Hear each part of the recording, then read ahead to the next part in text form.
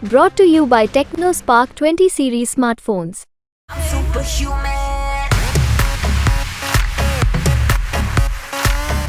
Samajwadi party दोनों डरी हुई है बृजभूषण सिंह से कि जो है जब तक उनका ये कट न जाए यहाँ से पत्ता तब तक हम दूसरे को न उतार पाए, या उनके कद का कोई कैंडिडेट नहीं था इस सीट के लिए। हम बीएसपी के बारे में ही बात कर सकते हैं भाई साहब, हमको समाजवादी पार्टी के बारे में बोलने का कोई अधिकार नहीं है। और रही बात बीएसपी की, तो बीएसपी ने तो हमको 6 महीने पहले से कही दिया था कि आप जाइए क्षेत्र में तैयारी करिए, हम लगे हुए थे, सब लोग जानते हैं इस चीज़। लेकिन आधिकारिक तौर से तो आज आपका ऐलान हुआ है। आधिकारिक तौर से ऐलान किसी कारणवश लेट हुआ होगा, हम नहीं कह सकते, तो उच्च स्तरीय नेताओं के हाथ की बात है उसमें। लेकिन हमको बराबर जैसे कहा गया उस तरह से हम लगे थे, साथ में सारे हमारे क्षेत्र के पदाधिकारी, सारे नेता, सारे कार्यकर्ता भी हमारे साथ में थे। तो हमको कभी महसूस भी नहीं हुआ कि हम नाम घोषित कराएं लिस्ट में नया नाम आए, ऐसा कभी महसूस भी नहीं हुआ। जब सब लोग साथ में थे, सब लोग काम कर रहे थे, तो हमको लगता था घोषित ही है। जितने लोग हैं वो हमसे ही जुड़ना चाहेंगे। समाजवादी पार्टी में आधे यादव आज की तारीख में आरएसएस का झंडा घर पे लगाए हुए हैं, उनका जो बेस वोट था खसक गया है। मुस्लिम मतदाता भी उनके साथ नहीं है। तो भगतराम जी अगर समाजवादी पार्टी में जाते हैं तो कोई हमारे लिए नुकसान की बात नहीं है। देश के 2024 के लोकसभा चुनाव में कैसरगंज एक हॉट सीट बन चुकी है। अभी हॉट सीट है क्यों? महिला पहलवानों के आंदोलन के बाद जब इस क्षेत्र के सांसद बृजभूषण शरण सिंह के खिलाफ एक आवाज उठी, विरोध शुरू हुआ, उसके बाद ये कैसरगंज क्षेत्र लगातार सुर्खियों में रहा। और अब जबकि बहुत सारी सीटों पर बीजेपी ने, अन्य पार्टियों ने अपने कैंडिडेट घोषित कर दिए थे, लेकिन ये सीट तब भी चर्चा में बनी हुई थी क्योंकि इस पर बृजभूषण सिंह एक ऐसी शख्सियत थे जिसके लिए बीजेपी के लिए ना निगल पाना और ना ही उगल पाना संभव हो पा रहा था। साथ ही अन्य विपक्षी पार्टियों ने भी वही स्थिति कायम करके रखी थी। लेकिन अब बीएसपी ने ब्राह्मण चेहरे के तौर पर, जैसा सोशल इंजीनियरिंग का बीएसपी दावा करती है, 2009 में और 2014 में ब्राह्मण चेहरे पर बीएसपी ने दांव लगाया था। अब बीएसपी ने इस क्षेत्र से एक बार फिर नरेंद्र पांडे के रूप में ब्राह्मण चेहरे पर दांव लगाया है। हमारे साथ नरेंद्र पांडे खुद हैं यूपी तक से खास बात करने के लिए। हम उनसे जानेंगे क्या लगता है, 2 बार बीएसपी को ब्राह्मण चेहरे ने दगा दिया है, ब्राह्मण यहां से हारा है, तो क्या इस बार उनके पास ऐसा क्या करामती वो है जिसके बलबूते पर वो ब्राह्मणों को अपने साथ ला पाएंगे और बीएसपी को यहां से एक बार हाथी की सवारी के चलते वो सदन में पहुंचाएंगे? जी नरेंद्र जी। भाई साहब, ऐसा है कि कोई करिश्माई व्यक्तित्व तो हमारा नहीं है, लेकिन हम लोग निम्न मध्यम वर्गीय और मध्यम वर्गीय लोगों का प्रतिनिधित्व करते हैं और ये सारे लोग हमसे जुड़े हुए हैं और हमें उन्हीं का सहारा है कि वो सारे लोग चाहे किसी भी जाति धर्म के हों। आज देश को आज़ाद हुए हमारे 75 वर्ष हो गए हैं, लेकिन फिर भी हम लोग जाति और धर्म के नाम पर वोट मांग रहे हैं, शर्म की बात है ये। इसलिए मैं तो सर्वधर्म समभाव की बात करता हूँ। बहुजन समाज का भी, हमारे बहन कुमारी मायावती जी का भी नारा है, सर्वजन हिताय सर्वजन सुखाय। इसलिए किसी एक जाति की, किसी एक धर्म की बात करना बेमानी है, वो मैं नहीं मानता हूँ। 2019 में चंद्रदेव राम यादव, सपा बसपन्नी साइकिल और हाथी दोनों ने एक साथ मिलकर के चुनाव लड़ा, लेकिन इसके बावजूद भी 60% वोट बृजभूषण सिंह को मिला, आपको 33% वोट मिला, 27% आपसे अधिक था। एक बड़ी मार्जिन से उन्होंने इस क्षेत्र में जीत दर्ज करी। क्या लगता है, उस तिलिस्म को तोड़ पाना आप जैसा आप खुद बता रहे हैं हमारा कोई बड़ा कद नहीं है, ऐसे में संभव हो पाएगा? चंद्रदेव राम यादव जी आजमगढ़ से आए थे, वो यहाँ के रहने वाले नहीं थे, लेकिन आपकी पार्टी ने ही टिकट दिया था। टिकट उनको दिया गया था, लेकिन बहुत लेट भी हुआ था, उस समय भी बहुत लेट हुआ था। अब क्या बहुत जल्दी है? अब तो मात्र 1 दिन बचा है। नहीं, हमको तो क्षेत्र में बहुत दिनों से काम करने के लिए बहन जी का आदेश हो गया था, नाम डिक्लेयर नहीं हुआ था, तमाम तरह की चीजें थी कि और इस बार जो है काफी लंबी निर्वाचन प्रक्रिया है, तो जहाँ जहाँ चुनाव होते गए पहले वहाँ का देखा गया। अब चुनाव यहाँ पे आया तो यहाँ नाम घोषित किया गया, बल्कि हमको कहा तो 6 महीने पहले सीट दे दी है। हम 6 महीने लगे हुए थे यहाँ पे बराबर जो है। पांडे जी, ये बात आपकी सही है, लेकिन महिला पहलवानों का विरोध बीजेपी सांसद बृजभूषण सिंह के लिए था, ना कि बीएसपी के लिए और समाजवादी पार्टी के। तो क्या बीएसपी और समाजवादी पार्टी दोनों डरी हुई है बृजभूषण सिंह से कि जो है जब तक उनका ये कट न जाए यहाँ से पत्ता तब तक हम दूसरे को न उतार पाए, या उनके कद का कोई कैंडिडेट नहीं था इस सीट के लिए? हम बीएसपी के बारे में ही बात कर सकते हैं भाई साहब, हमको समाजवादी पार्टी के बारे में बोलने का कोई अधिकार नहीं है। और रही बात बीएसपी की, तो बीएसपी ने तो हमको 6 महीने पहले से कही दिया था कि आप जाइए क्षेत्र में तैयारी करिए, हम लगे हुए थे, सब लोग जानते हैं इस चीज़ को। लेकिन आधिकारिक तौर से तो आज आपका ऐलान हुआ है। आधिकारिक तौर से ऐलान किसी कारणवश लेट हुआ होगा, हम नहीं कह सकते, तो उच्च स्तरीय नेताओं के हाथ की बात है उसमें। लेकिन हमको बराबर जैसे कहा गया उस तरह से हम लगे थे, साथ में सारे हमारे क्षेत्र के पदाधिकारी, सारे नेता, सारे कार्यकर्ता भी हमारे साथ में थे। तो हमको कभी महसूस भी नहीं हुआ कि हम नाम घोषित कराएं लिस्ट में नया नाम आए, ऐसा कभी महसूस भी नहीं हुआ। जब सब लोग साथ में थे, सब लोग काम कर रहे थे, तो हमको लगता था घोषित ही है, बराबर। सुरेंद्र नाथ अवस्थी, कृष्ण कुमार ओझा तो बीएसपी के विधायक भी थे, लगातार दूसरी बार विधायक थे उन्होंने यहाँ से, और उनको 2 लाख भी वोट नहीं मिले इस क्षेत्र से। अब आपके पास क्या है ऐसा है जब उस समय, क्योंकि 2014 में तो बीएसपी इतना मतलब बैकफुट पर नहीं दिया, यूं कहें कि इतना पीछे नहीं थी। अब तो लगातार बीएसपी को चुनाव हारते लोग, एक प्रकार से जब से भीम आर्मी का उदय हुआ है तब से आपस में ही टकराहट है भीम आर्मी कार्यकर्ताओं में और बीएसपी में। आपके लिए तो बड़ी चुनौती है ना भीम आर्मी और बहुजन समाज पार्टी के कार्यकर्ताओं को एक मंच पे लाना। पश्चिमी उत्तर प्रदेश में भीम आर्मी का जरूर कुछ थोड़ा बहुत वर्चस्व है, यहाँ कुछ नहीं है। यहाँ भीम आर्मी का कोई मायने नहीं है। रही बात के ओझा जी की या पुत्तो अवस्थी जी की, आदरणीय हैं, ये लोग सीनियर हैं। किन्हीं परिस्थितियों बस क्या हुआ कि वो कम वोट पाए, नहीं जीत सके। हम लोगों चुनाव में बराबर थे, उनके साथ में थे, माहौल बहुत अच्छा था, अंत तक ऐसा लग रहा था कि जीत रहे हैं।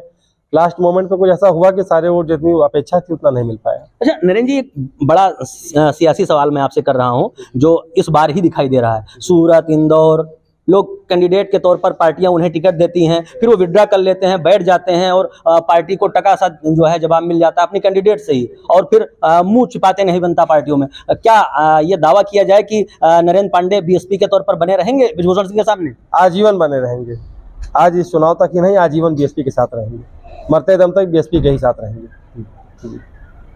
समाजवादी पार्टी भगत राम मिश्रा को, बड़ा चर्चा है कि भगत राम मिश्रा को टिकट देगी यहाँ पे। अब भगत राम मिश्रा आएंगे, नरेंद्र पांडे आएंगे, तो ब्राह्मण मतों में बंटवारा नहीं होगा। अगर मतों का बंटवारा होता है, बीजेपी भी जानती है कि अगर वोट बटे तो उसका सीधा फायदा बीजेपी को जाएगा। जो जितनी प्रभावी तरीके से अपनी बात को कह लेगा, और कोई भी आज के तारीख में अपने वोट को वेस्ट नहीं करना चाहता है। जो ये देखेगा कि जिसके साथ में अधिक लोग हैं, हमारे साथ में कम से कम 13% 14% जो बेस वोट है, उसकी वजह से अन्य जितने लोग हैं वो हमसे ही जुड़ना चाहेंगे। समाजवादी पार्टी में आधे यादव आज के तारीख में आरएसएस का झंडा घर पे लगाए हुए हैं, उनका जो बेस वोट था खसक गया है।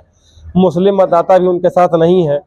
तो भगत राम जी अगर समाजवादी पार्टी में जाते हैं तो कोई हमारे लिए नुकसान की बात नहीं है, हम उसको नुकसान नहीं मानते हैं। बीजेपी तो कह रही है कि हमने गरीबों को मुफ्त राशन दिया है लगातार, और हम लोग क्षेत्र में भी कवरेज में जाते हैं तो लोग कहते भी हैं सीधे तौर से, मुझे कहने में कोई गुरेज नहीं है कि बीजेपी, मोदी जी तो हम लोगों को राशन दे रहे हैं, किसान सम्मान निधि दे रहे हैं। बीएसपी क्या दे रही है आज की डेट में, जो आपके ऊपर भरोसा करे बीएसपी का, जो कोर वोटर जो एक समय जाना जाता था? 140 करोड़ की आबादी में जब 80 करोड़ लोग मुफ्त राशन ले रहे हैं, क्या सारे लोग बीजेपी को ही वोट दे रहे हैं? बताइए हमको, नहीं दे रहे हैं ना। तो आप कैसे मान सकते हैं कि ये कोई मुद्दा है? कोई मुद्दा नहीं है। फिर कैसे जो है विधानसभा के चुनाव में बीएसपी एकदम शून्य हो गई यहाँ पर? अगर एक विधायक को छोड़ दिया जाए, और वो भी उनका खुद का अपना जनाधार था, इसके बलबूते पर जीते और एक भी विधायक नहीं हुआ, जबकि बीएसपी का एक रसूख माना जाता था। अब 2022 अभी जल्दी हुआ है, 2 साल बाद ऐसा क्या करिश्मा आपके आने के बाद बीएसपी में दिखाई देगा जो आप सारे लोगों को एक साथ ला पाएंगे? हम अभी नहीं आए हैं, हम तो 2004 से हूँ। हार में भी हमारी जिम्मेदारी है, उसको हम स्वीकार करते हैं।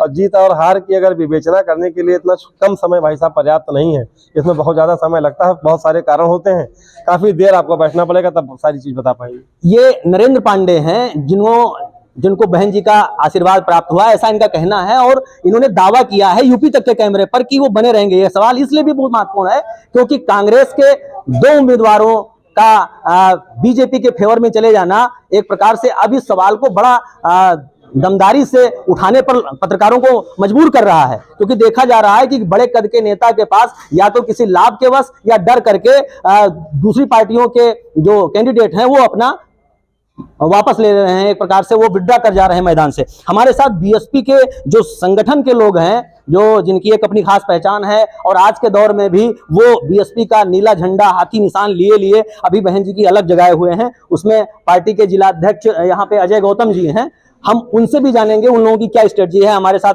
पूर्व के जिलाध्यक्ष हैं और अब वो बड़े पदों पर हैं। अजय जी, यूपी तक जानना चाहता है कि ब्रिजभूषण सिंह की जो शख्सियत रही है, ब्रिजभूषण सिंह के नाम के आगे दूसरे पार्टियों की हिम्मत नहीं होती थी कि वो कैंडिडेट उतारें, क्योंकि ब्रिजभूषण सिंह के ऊपर तो आरोप लगता था लेकिन बीएसपी के ऊपर आरोप नहीं लगता। बीएसपी ने क्यों कैंडिडेट नहीं उतारा, उतना देर किया? देखिए भाई साहब, मैं आपको बताना चाहूँगा, जहाँ तक कि कैंडिडेट की बात है तो हमारे जो आदरणीय नरेंद्र पांडे जी हैं, इनको माननीय बहन जी ने 6 महीने पहले से ही विधानसभा में घूम करके संगठन के माध्यम से जनता के बीच में जा करके लोगों के बीच में उनका आशीर्वाद लेने का काम कर रहे थे। और अभी चूँकि आपकी आज लिस्ट में नाम भी आ गया है और आपने कल अपना नामांकन भी गोंडा में दाखिल करने का काम किया है। तो ऐसी कोई बात नहीं, हमारे प्रत्याशी जी लगातार जनता के बीच में भी। लेकिन बहन जी तो टिकट भी चेंज कर दे रही हैं। अभी देखिए आजमगढ़ का भी टिकट चेंज कर लिया उन्होंने। हमारे प्रत्याशी कैसरगंज के लोकसभा के आदरणीय नरेंद्र पांडे जी ने अपना नामांकन दाखिल कर दिया है और उनका नामांकन पर्चा निर्वाचन अधिकारी के पास जमा हो चुका लेकिन है। नामांकन तो 3 तारीख दोपहर तक का है, अभी तो समय बाकी है। क्या ऐसा है कि नरेंद्र पांडे बने रहेंगे और बीएसपी इनको वापस नहीं करेगी? किस दावे से आप कहते हैं? नहीं, हमको पूरा विश्वास है। हमारी पार्टी में कथनी करने में अंतर नहीं होता है। माननीय बहन जी ने उनको आशीर्वाद दिया है। नामांकन चूंकि आप कर चुके हैं, इसीलिए बदलने की कोई संभावना नहीं थी। महिला पहल एक बड़ा सवाल है अजय जी। आप चूंकि बीएसपी के एक बड़े वर्कर हैं और आपने बहुत नजदीक से बहराइच की सियासत को देखा है, महिला पहलवानों के मुद्दे पर बीएसपी का कोई व्यक्ति ब्रिजभूषण सिंह के खिलाफ नहीं गया। और उस समय दलित चेहरे के तौर पर चंद्रशेखर आजाद रावण ने दिल्ली में जा करके जब मैदान में वो लोग धरना प्रदर्शन कर रहे थे तो वहां पर जा करके और इसका विरोध कर रहे थे, यानी समर्थन दे रहे थे, ब्रिजभूषण सिंह के विरोध में खड़े थे। अब Bhim army chief Chandrashekhar Ravan BSP के साथ नहीं है, वो अलग हैं और उनके साथ दलित वोटों का एक बड़ा तबका, बड़े और यंगस्टर अगर बात करें दलित तबके से, वो बड़ी तादाद में जो है भीम आर्मी के साथ हैं।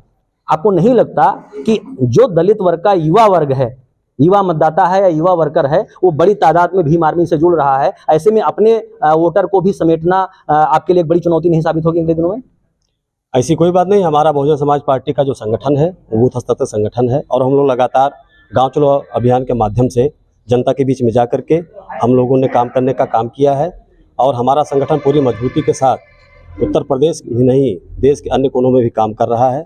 और आज भी दलित समाज के साथ साथ सब समाज के लोग, जो लोग इंसान पसंद लोग हैं, जिनका विश्वास संविधान में है, वो लोग जानते हैं कि माननीय बहन कुमारी मायावती जी इस देश के लिए और इस समाज के लिए वो एक बहुत बड़ी मिसाल हैं। और इस चीज़ को उन्होंने अपने 4 बार के शासनकाल में करके भी दिखाने का काम किया है। नरेंद्र पांडे आपके बगल में हैं। नरेंद्र पांडे को एक बैक इनका नाम आया और जैसा आपने खुद की कहा, हम छोटे कार्यकर्ता हैं। इतने बड़े जो लगातार 5 बार से एमपी रहा है और इस बीजेपी के तौर पर ये तीसरी बार हैट्रिक बनाने की तैयारी में है, चौथी बार सांसद के तौर पर कैसरगंज से। अब ऐसे में इतने कम समय में इनके पास, खासकर नरेंद्र पांडे के पास, क्या करिश्माई व्यक्तित्व है जो बड़े ब्राह्मण मतदाता को बीएसपी के साथ जोड़ पाएंगे? देखिए भाई साहब, आपको ये जानकारी है कि Bahujan Samaj party grass root का संगठन है और हमारा संगठन ग्रास रूट पर तैयार है पूरी तरीके से। और नरेंद्र पांडे जी अपने समाज को लेकर के चलने का काम कर रहे हैं। पिछले 6 महीने से लगातार जनता के बीच में जाने का काम कर रहे हैं। हमारे पार्टी संगठन के लोग पूरी ताकत के साथ इस सीट को जीतने के लिए काम करेंगे सर। नरेंद्र पांडे जी से एक और सवाल हम करेंगे। नरेंद्र पांडे जी, आप ये बताइए कि जैसा आप जब नामांकन सेट खरीदने गए थे तो आपने एक सोशल मीडिया पर आपका एक वीडियो वायरल हो रहा था जिसमें आप कह रहे थे कि हमको नामांकन पत्र नहीं लेने दिया जा रहा है। दबंगई की आप बात कर रहे थे कि किस तरीके से जो सरकारी मशीनरी है उसका इस्तेमाल जो है किया जा रहा है। आपको लगता है कि ब्रिजभूषण सिंह जैसे कद वाले व्यक्ति के सामने जो सरकारी मशीनरी है वो आपके साथ फेयर तरीके से, ये आरोप है, मैं आरोप की बात कर रहा हूँ, क्या आपने आरोप लगाया कि हमारे साथ जो है जास्ती करी गई? 10 मिनट पहले वहां पर पहुंच गए थे, लेकिन हमको पर्चा दाखिल करने अंदर नहीं जाने दिया गया। हमने यही कहा था कि अगर सत्ताधारी दल का कोई प्रत्याशी गया होता तो उसको जाने दिया गया होता, हमें नहीं जाने दिया। क्या किया गया था? अगर उस बात को आप दोहरा, अंदर नहीं जाने दिया गया। कैसे, कब कहे थे? हम 10 मिनट पहले कैंपस में पहुंच गए थे, 2:50 में, परसों।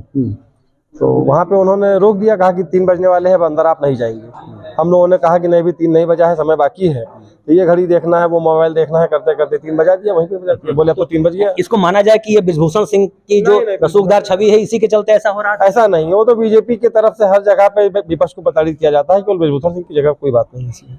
हमको नहीं लगता कि उन्होंने। अच्छा, गोंडा में ये कहा जाता है कि योगी आदित्यनाथ नाराज चल रहे हैं ब्रिजभूषण शरण सिंह से।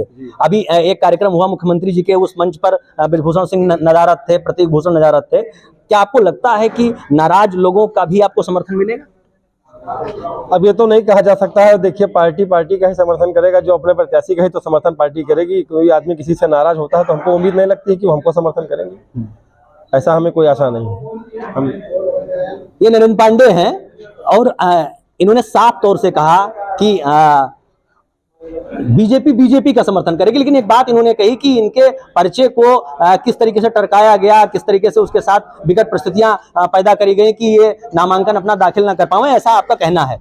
लेकिन अब एक बहुत ही जो एक जरूरी सवाल है ये उठता है कि इतने कम समय में नरेंद्र पांडे कैसरगंज लोकसभा में लगभग 20 लाख की आबादी, जो 20 लाख का मतदाता है उसके पास इतने कम समय में पहुंच पाएंगे, या फिर जो 2019 में जिसका भी कई सारे वीडियो में आपने देखा कि ब्रिजभूषण सिंह कहते हैं कि टिकट घोषित करें और 3 लाख 4 लाख 5 लाख से तो हम ऐसे जीत जाएंगे। अभी आने वाला समय बताएगा कि ब्रिजभूषण सिंह की वो बात साबित होगी या बीएसपी के नरेंद्र पांडे जो अपना दावा कर रहे हैं, जो अपना भरोसा जता रहे हैं, वो मैदान में दिखाई देता है। कैसरगंज से रामबरन, यूपी तक।